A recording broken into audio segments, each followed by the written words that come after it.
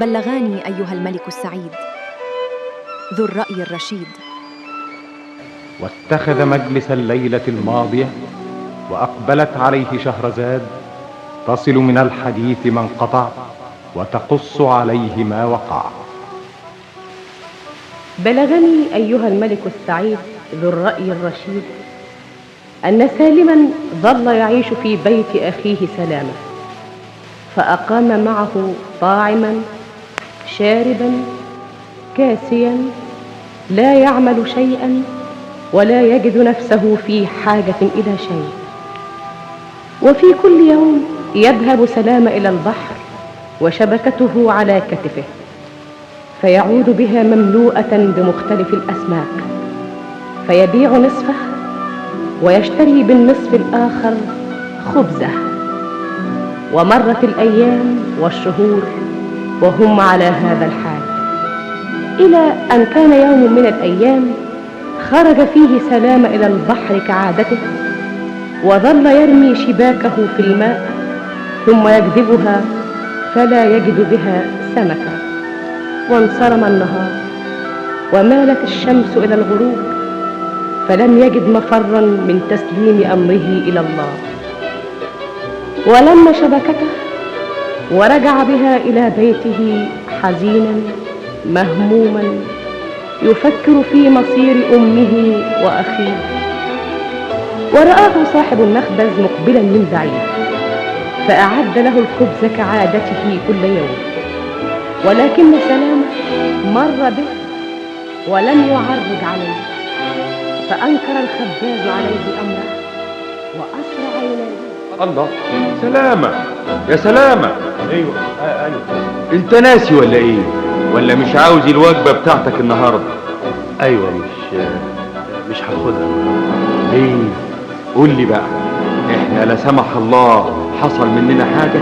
ابدا ابدا، بس يعني مش عايزين النهارده. ليه صايمين؟ يا واد يا عبد المهيمن، هات العيش بتاع سلامة من عندك.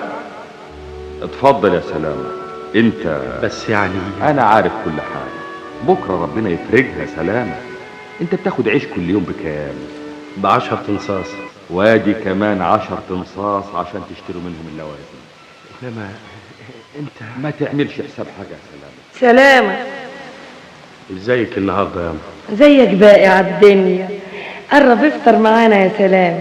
معلش يا أما، كل انت واخويا بالهنا والعافيه. ايه اللي حصل يا سلام؟ معلش، ما لياش نفس النهارده. وامبارح واول امبارح. لا يا سلام، انت مش زي عادتك.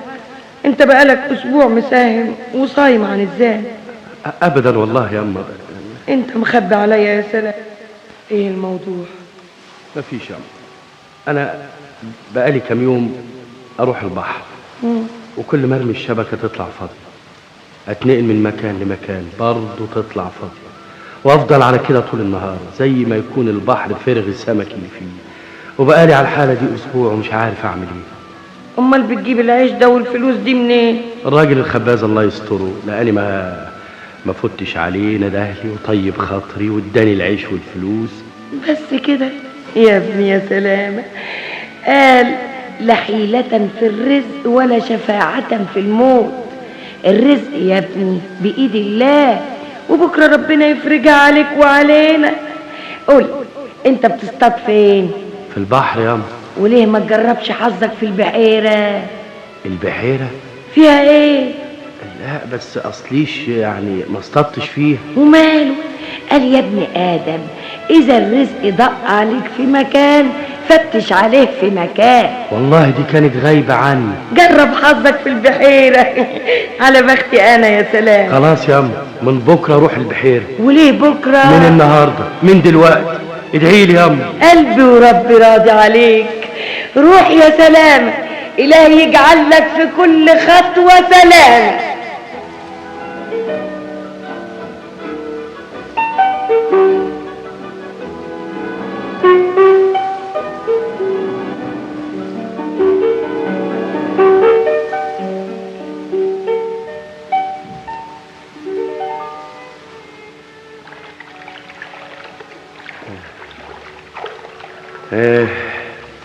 يا فتاح يا عليم يا رزاق يا كريم، أصبحت ضيف الله وضيف الله لا يضار.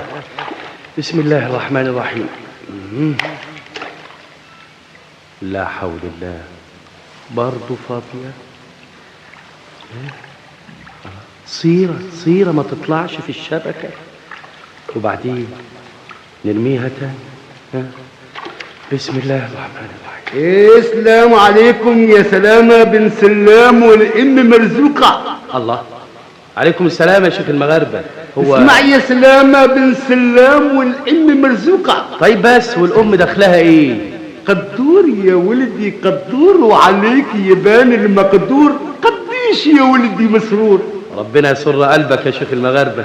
فك قميصك يا ولدي. أفك القميص؟ قلم القدرة خط بجسمك علامة، فوق كتفك الشمال شامة. أيوة، في وحمة علامة سودة اهي فوق كتفي. مسعود يا ولدي مسعود، والله يا سلامة انت المقصود. مقصود بإيه؟ مطلوب والله مطلوب. مطلوب فين؟ انت لبشتني كده ليه؟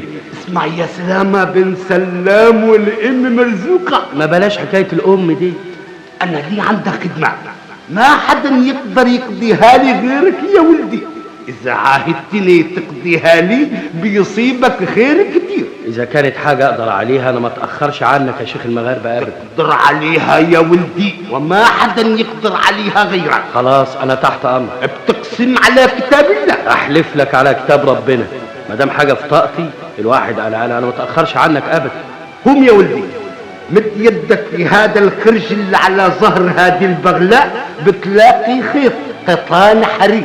بسيطة إذا كان على كده. عندك يا ولدي. هو ده هو يا ولدي. تعال يا سلامة، تعال قيدني بهالخيط. أأيدك؟ نعم يا ولدي. وبعدين؟ بعد ما تقيدني وتربط يدي وأجري، تحملني وترميني في هذه البحيرة. أرميك في البحيرة؟ وبعد ما ترميني تنتظر شوي، إذا ظهرت لك يدي من المي اطرح الشبكة فوقي وشدني للبر. إذا طلعت بعطيك 100 دينار. وإذا ما طلعتش؟ في هذه الحالة هتظهر لك اجري من المي، تعرف إني مت. تاخذ هالبغلة وتروح سوق التجار تسأل عن صايغ يهودي اسمه شميعة، وتسلموا البغلة والخرج يعطيك 100 دينار. انت بتقول ايه يا شيخ المغاربة؟ وتكتم السر يا ولدي ما تبوح بيه الحدث. سر ايه يا شيخ المغاربة؟ انت عايز تموت؟ الموت موقوت. طب ما تروح لحد غيري يموتك. اعمل معروف يا ولدي. اعمل معروف. انت عايز توديني في داهية؟ والله ما عرفت لك غير الخير. يعني عايز اقوم اربطك من ايديك ورجليك وارميك في البحيرة؟ هذا هو المطلوب. لا يا عم، افتح الله، كفاية اللي انا فيه. ما تخاف يا ولدي ما تخاف. من خاف سلم. سلامة، انا رجيك ودخليك واخد عليك عهد الله ما تخون. انا مش فاهم حاجة. بعدين يا ولدي تعرف. بس يعني ده كتير. اتوكل على الله. قوم يا سلامة قوم، خد هذا القطار. انا والله عمري ما شفت. هتشوف كتير. شد قيد. كفاية. لفها لف واربط يا سلامة. الامر لله. دلوقتي تحملني يا ولدي وارميني في المي. لا حول الله. اذا ظهرت يدي من المي اطرح فوق الشبكة واجذبني بسرعة للبر. يعني احدفك؟ قذف يا ولدي. بسم الله الرحمن الرحيم. لا حول الله، لا حول ولا قوة إلا بالله. وأنا بس كنت بطوع ليه؟ يا ترى يا أبو المغاربة هتظهر إيدك وتطلع سالم ولا حبان رجلك وتروح في خبر كان؟ الله الله الله الله الله الله، المية بتنشق نصين. يا الله، الراجل مغربي اهو. الله، رجله الراجل مات. لا حول ولا قوة إلا بالله. أنا ذنبي إيه فيني؟ يا ريتني ما كنت طوعته.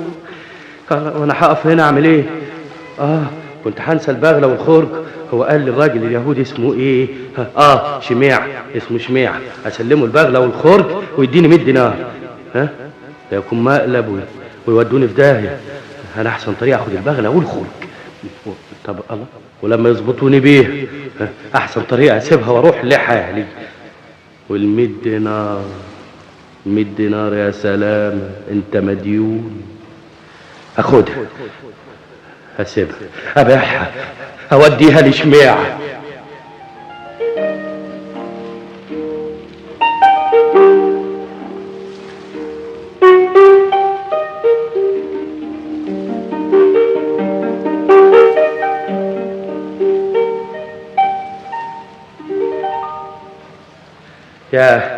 يا عم شميع. ايه انت جيت يا سلامة؟ الله، مش عرفك؟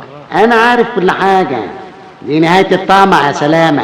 يعني هتبلغ عني؟ ما تخافش يا سلامة، ما تخافش.